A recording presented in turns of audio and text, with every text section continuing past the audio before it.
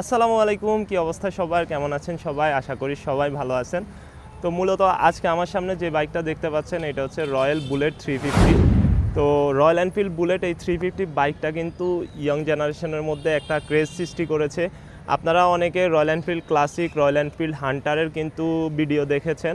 তো আমার কাছে এই বাইকটা আজকে এসেছে। আমি এই বাইকটার আসলে ফার্স্ট রাইড ইমপ্রেশন শেয়ার করব, আমার এক্সপেরিয়েন্স শেয়ার করব আপনাদের সাথে। সবার প্রথমে আমরা এই বাইকটার ইঞ্জিন সম্পর্কে জানি। এই বাইকটাতে ইউজ করা হয়েছে single cylinder 4 stroke air oil cooled engine. তো যারা ভাবছেন এই বাইকটা কার্বোরেটর, আসলে তারা ভুল ভাবছেন। এই বাইকটা ফুয়েল ইনজেক্টর ইঞ্জিন।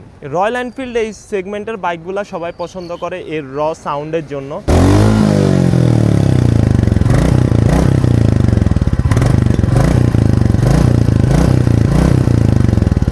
মূলত এই র সাউন্ডের কারণেই সবার একটা ভালো লাগার বাইক এটা।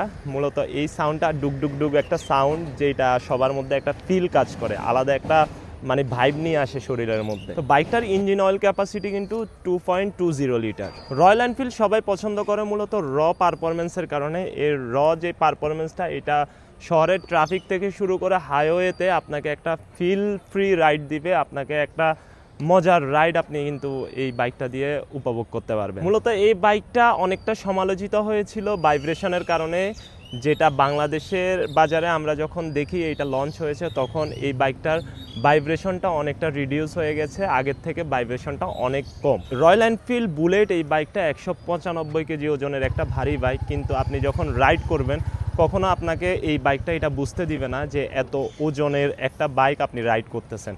আপনি অনেকটা স্মুথলি এই বাইকটা কিন্তু রাইড করতে পারবেন। আপনি কখনোই আপনার ফিল হবে না যে এত ওজনের একটা বাইক আপনি রাইড করতেছেন। শহরের ট্রাফিকে যখন পড়বেন তখন হয়তো একটু ভোগান্তিতে পড়তে পারেন, কারণ এই বাইকটা যেহেতু ভারী, যখন আপনি জ্যামে পড়বেন তখন আসলে আপনার কাছে একটু খারাপ লাগা বা অসহ্য লাগবে। কারণ এই বাইকটা যখন আপনি এই বাইকটার উপরে বসবেন, এই বাইকটা চলতেছে না, দাঁড়ায় আছে, তখন আসলে এই বাইকটা আপনার কাছে কিছুটা যন্ত্রণাদায়ক হবে।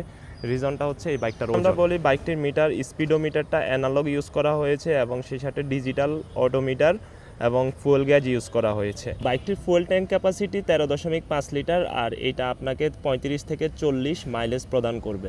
রয়্যাল এনফিল্ড বুলেটের গ্রাউন্ড ক্লিয়ারেন্স 170 মিলিমিটার, যে কারণে এই বাইকটা যে কোনো রোডে চালানোর জন্য। সিট হাইটের কথা যদি আমরা বলি, আমি হচ্ছে 5 ফিট 8 ইঞ্চি, আর আমার কাছে এটা যথেষ্ট কমফোর্ট মনে হচ্ছে। আমার মনে হয় এটা 5 ফিট 5 ইঞ্চি থেকে যারা আছে তাদের জন্য এটা অনেকটা কমফোর্ট একটা বাইক। হেডলাইটটা হচ্ছে হ্যালোজেন হেডলাইট, যে কারণে রাতের বেলা আপনার খুব একটা অসুবিধা হওয়ার কথা না। আপনি যেখানেই যাবেন রাতের বেলা খুবই ভালো একটা আলো আপনাকে প্রোভাইড করবে এই হেডলাইট। করা হয়েছে টেলিস্কোপিক সাসপেনশন, যেটা বাংলাদেশের রাস্তায় রাইড করার জন্য আদর্শ আমার মনে হয়। একটিতে ইউজ করা হয়েছে ডুয়াল চ্যানেল এবিএস, যেটা আপনাকে ব্রেকিং এর সময় আলাদা একটা কনফিডেন্স দিবে, আপনার ব্রেকিংটা স্মুথ করবে। আমি এখন আপনাদের সাথে শেয়ার করব আমার টোটাল ওভারঅল চালানির এক্সপিরিয়েন্সটা। তো মূলত সামনে একটা 360 লাগাই নিছি, টানগুলো অস্থির, ভালোই লাগে।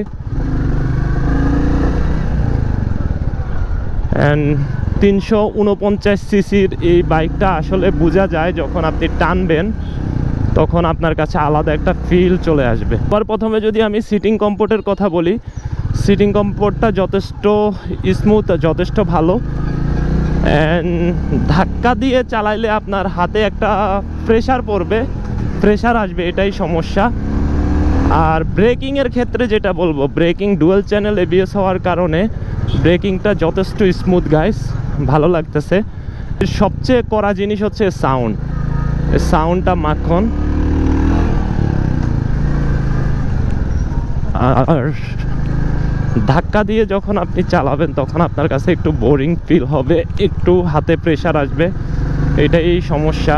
শহরে চালাবেন, জ্যামের মধ্যে চালাবেন, তখন আপনাকে অনেকটা বাজে ফিল দিবে, আপনার কাছে বাইকটা আপনার ব্যালেন্সে রাখা কষ্ট হয়ে যাবে। আমি অ্যাভারেজ মাইলেজ পাইছি 32 সামথিং। তো এটা আমার মনে হয় একটা 350 সিসির বাইক হিসেবে ঠিক আছে।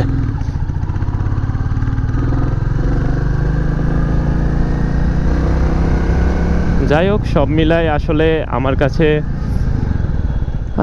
ভালোই লাগছে। যারা আসলে রয়্যাল চালায় তারা মাইলেজের কথা চিন্তা করে না, তারা একটা রয়্যাল ভাইব নিয়ে আসলে তাদের রাইড এক্সপিরিয়েন্স করে। সো